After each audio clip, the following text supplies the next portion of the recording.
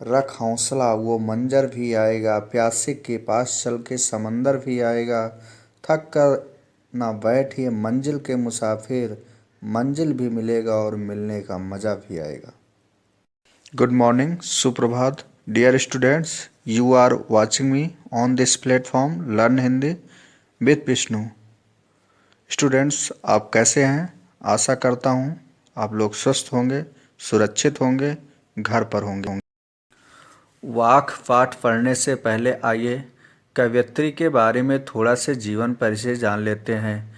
कवयित्री वाक की ललित कश्मीर की एक लोकप्रिय कवयित्री हैं। उनके जीवन के बारे में प्रामाणिक जानकारी नहीं मिलती। उनका जन्म 1320 ईस्वी के आसपास श्रीनगर के पास स्थित गांव में हुआ था। उन्हें लल्लेश्वरी, लला लज्ञेश्वरी, ललारिफिका आदि नामों से जाना जाता है। इनकी मृत्यु 1391 ईस्वी के आसपास मानी जाती है। काव्यगत विशेषताएं। ललद्य का काव्य अन्य संत कवियों की भांति भक्तिपूर्ण है। जिस तरह कबीर, मीरा, तुलसी, रसखान प्रसिद्ध हैं, ठीक वही स्थान ललद्य जी का है। उन्होंने अपने वाक के जरिए धर्म जाति का भेदभाव को दूर ही नहीं किया, वरन धार्मिक आडंबरों का विरोध भी किया और प्रेम को सबसे बड़ा मूल्य बताया, प्रेम को ही वास्तविकता को बताया। भाषा शैली। लोक जीवन के तत्वों में प्रेरित ललित जी की रचनाओं में कोई कठिनाई वाली भाषा का प्रयोग नहीं किया गया है। बहुत ही सहज और सरल भाषा का प्रयोग किया गया है जिसको आसानी से समझा जा सकता है। यह कोई इनका पुस्तकीय भाषा नहीं है, यह एक वाणीगत भाषा है जिसे बोल करके, सुन करके बोला जा सकता है और कहा जा सकता है। वाक। वाक मीन्स वाणी, जो वाणी से बोला जाए। प्रथम 4 पंक्तियों में कवयित्री अपने इंतजार और प्रयास का वर्णन किया है। रस्सी कच्चे धागे की खींच रही मैं नाव, अर्थात अपने जीवन रूपी नाव को सांस रूपी कच्चे डोरे से खींच रही हूँ। कच्चा डोरा इसलिए बताया है जीवन को कि जीवन के समय का कोई निश्चित नहीं है। आज जीवन चल रहा है, कल मृत्यु हो जाए। जाने कब सुन मेरी पुकार, करे देव भवसागर पार। अर्थात मैं इसी आशा में जीवन जी रही हूँ, जीवन काट रही हूँ कि एक ना एक दिन ईश्वर हमारी बात को सुनेगा और इस संसार से हमें पार करेगा। भवसागर में पार मतलब संसार रूपी जीवन से पार लगाएगा। पानी टपके कच्चे सकोरे व्यर्थ प्रयास हो रहे मेरे।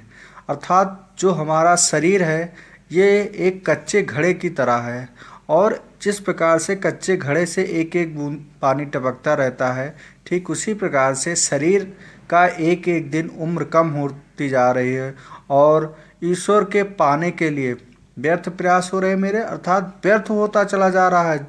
ईश्वर का पाने का सारा प्रयास जो है मेरा वो व्यर्थ हो रहा है। जी में उठती रहा हूँ, घर जाने की चाह गए। अब व्याकुलता हो रही है, हूँ अर्थात आवाज़ आ रही है हृदय से, जी से, हृदय से आवाज़ आ रही है, व्याकुलता बढ़ रही है कि पता नहीं ईश्वर से मिलन हो पाएगा कि नहीं हो पाएगा। घर जाने की चाह घेरे, अर्थात घर जाने का, ईश्वर से मिल करके मोक्ष प्राप्त करने की इच्छा भी मन में बसी हुई है, इच्छा बढ़ रही है और न जाने ईश्वर कब हमारी पुकार सुन करके हमें अपने घर ले जाएगा। दूसरी 4 पंक्तियों में कवयित्री विष के रास्ते को अपनाने के लिए बोली है। विष का ही रास्ता, विष का ही जीवन सर्वोपरि है। कवयित्री कहती है, खा खा कर कुछ पाएगा नहीं, ना खाकर बनेगा अहंकारी, सम खा तभी होगा संभावी, खुलेगी सांकल बंद द्वार की। खा खा कर मतलब अत्यधिक भोग विलास का जीवन जीने से कुछ हासिल नहीं होगा। अत्यधिक भोग विलास का जीवन जियोगे तो निश्चित रूप से स्वार्थी होगे। ना खाकर बनेगा अहंकारी, यदि आप भोग विलास, जीवन, माया, मोह का पूर्णतया त्याग करते हो फिर भी आपके अंदर अहंकार की भावना, अज्ञानता की भावना आना शुरू हो जाएगी और जब अहंकार आएगा तो आपका विनाश निश्चित रूप में होगा। इसलिए हमें बीच के रास्ता को अपनाना चाहिए। बीच का महत्व देते हुए कवयित्री बताती है कि हमें ना अत्यधिक भोग विलास करना चाहिए और न ही हमें त्याग करना चाहिए, ना ही योगी होना चाहिए और ना ही भोगी होना चाहिए। हमें एक सांसारिक जीवन जीना चाहिए, अर्थात जिससे कि खुलेगी साकल बंद द्वार की, जिससे हमारे हृदय में, हमारे मस्तिष्क में जो दूसरे के प्रति भेदभाव के, अपना पराया के जो दरवाजे बंद हैं, वो निश्चित रूप से जब हम इन दोनों से हट करके बीच का रास्ता अपनाएंगे तो इस संसार में सब अपने ही बनेंगे। और जब अपने ही बनेंगे तो हमें सबके हृदय के प्रति उदार रहेंगे, सब हमें अपने रहेंगे। इन 4 पंक्तियों में कवयित्री अपने किए कराए पर पश्चाताप व्यक्त करती हुई कहती है, आई सीधी राह से गई न सीधी राह, सुषुम सेत पर खड़ी थी बीत गया दिना, जेब टटोली कौड़ी न पाई, माझी को क्या दूं उतराई। अर्थात जब हम यहाँ आए तो हमारे हृदय में कोई छल आडंबर कुछ भी नहीं था। यह सोच करके आए थे कि जा रहे हैं ईश्वर की भक्ति भावना करेंगे, लेकिन यहाँ आने पर गए न सीधी राह। यहाँ सांसारिक मोह माया में इस तरह से फंस गए कि मुझे कुछ याद ही नहीं रहा कि हम किस काम के लिए आए थे और क्या कर रहे हैं। अर्थात हम रास्ता भटक गए। और जब रास्ता भटकने के बाद सुषुम सेतु पर खड़ी थी बीत गया दिन माया, और सुषुम सेतु पर अर्थात सुषुम्ना नाड़ी के कहते हुए करते हुए हम काफ़ी दिन तक इंतज़ार करते रहे। हमारी उम्र बीतती गई और देखा कि हमें कोई लेने नहीं आया। बीत गया दिन, बहुत दिन व्यतीत हो गए। जेब टटोली कौड़ी न पाई, माझी को तू क्या उतराए। और तब हमने आकलन किया, अपना जेब देखा, अर्थात हमने देखा कि हम क्या किए थे, किस काम के लिए आए थे, क्या किए। जब सब पूरा आकलन किए तो हम पाया कि हमने कुछ भी नहीं किया।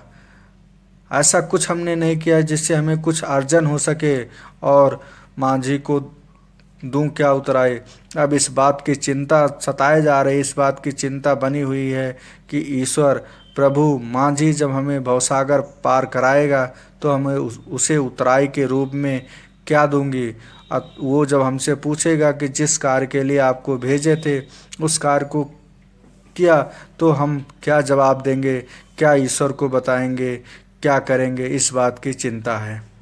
प्रस्तुत 4 पंक्तियों में कवयित्री ईश्वर को सर्वत्र व्याप्त बताया है।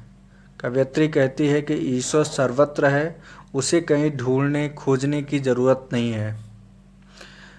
थल थल में बसता है शिव ही, भेद न कर क्या हिंदू मुसलमान, ज्ञानी है तो स्वयं को जान, वही है साहिब से पहचान। कवयित्री कहती है कि ईश्वर जो है कण कण में निवास करता है, अर्थात ईश्वर का कण कण में विराजमान है, उसे कहीं ढूंढने खोजने की ज़रूरत नहीं है। भेद न कर क्या हिंदू मुसलमान, उसमें भेद नहीं करना चाहिए कि हमें ये हिंदू हैं ये मुसलमान हैं, अर्थात हिंदू मुसलमान में हमें भेदभाव नहीं करना चाहिए, भेदभाव की भावना नहीं होनी चाहिए, क्योंकि दोनों ही ईश्वर के बनाए हुए संतान हैं।